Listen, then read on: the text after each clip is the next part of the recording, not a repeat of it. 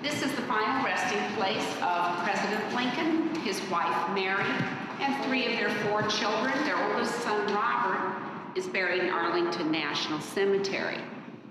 In the years that I've been here, we have averaged anywhere between about 300 and 415,000 a year.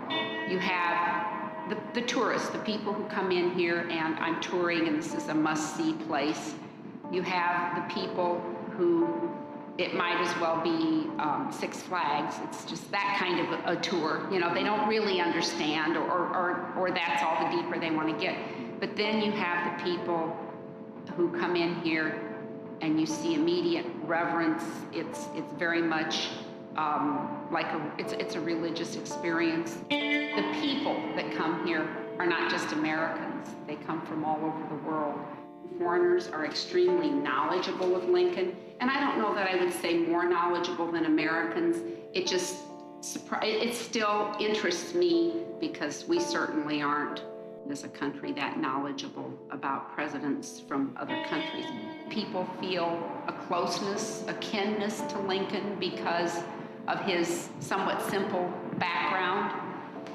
I mean, he wrote his own speeches. You know, when was the last time that happened?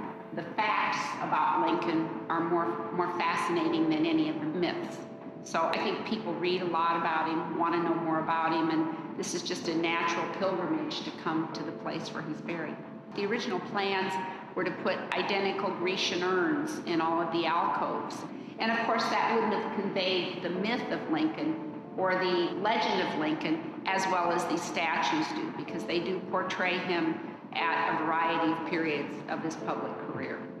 To me, the joy of the life of a real person and the sorrow of the untimely death of a real person. The boys are real. They died very early.